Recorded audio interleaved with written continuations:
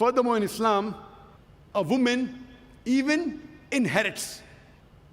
In many religions, the woman is not allowed to inherit. She does not have any share in the property left behind by her family members. But in Islam, the woman inherits.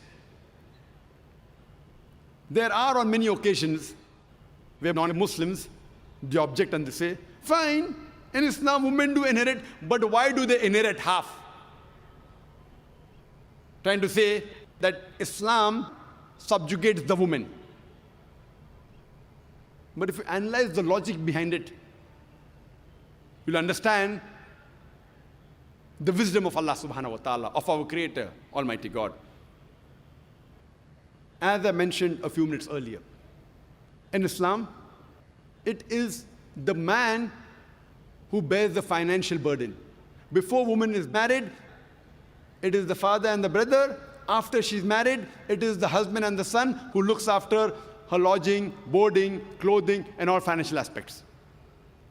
If you read the Quran, the inheritance is given in several places. In Surah Baqarah, chapter number 2, verse number 180. In Surah Baqarah, chapter number 2, verse number 240. In Surah Nisa, chapter number 4, verse number 79. In Surah Nisa, chapter number 4, verse number 19. In Surah Nisa, chapter number 4, verse number 33. In Surah Ma'idah, chapter number 5, verse number 106 to 108. In several places. But the most specific share division is given in Surah Nisa, chapter number 4, verse number 11 and 12. Where it says that Allah subhanahu wa ta'ala has ordained that in what you leave your wealth for your children, the sons get double the share of the daughters. If only daughters, 2 or more, they share into third. If only one, she gets half. The verse continues. In what you leave for your parents, each get 1/6 if you have children. The mother gets 1/3 if there are no children. And the verse continues. In what your wives leave for you, you get half if there are no children. You get 1/4 if there are children. What you leave for your wives, they get 1/4 if there are no children. They get 1/8 if you have children. Don't confuse yourself. Go back home, open the Quran, Surah Nisa, chapter 4, verse number 11 and 12. Easy. I do agree that most of the times, the women inherit half the amount what the men inherit. But there are occasions when they inherit equal. For example, 1/6 both for the parents, for mother and father, if they have children. But if they don't have children, mother gets 1/3. That means double than that of the father. But I do agree with you, as a whole, most of the times, the woman inherit half. Son gets double than that of the daughter. Husband gets double than that of the wife, most of the time. What is the logic behind it? The logic is, as I mentioned, since man is the person who takes the financial burden,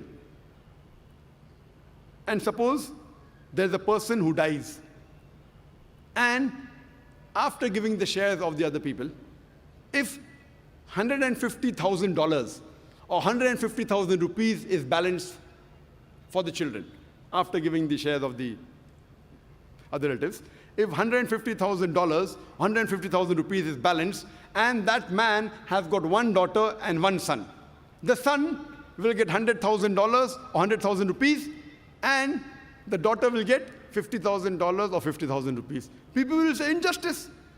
Why did the daughter get half? But the logic behind it is, the man has the financial burden.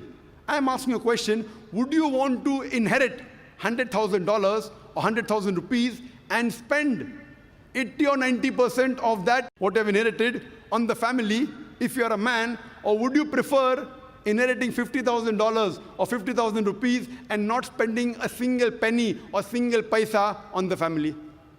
If you are a man and if you inherit $100,000, 100,000 rupees, maybe 80 or 90% goes on the family. What is left with you?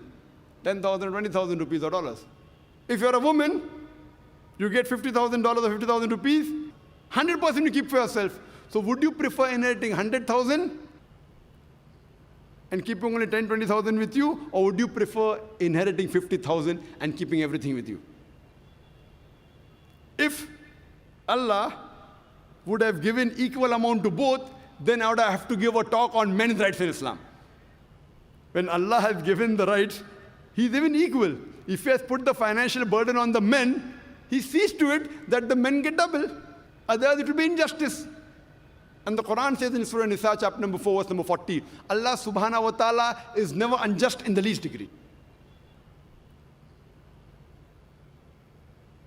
So if you know the hikmah behind it, you'll realize that the guidance given by our Creator is the best. Just because the women in Islam are financially more secured than the men, what would you say? The women in Islam, are they protected or are they subjugated?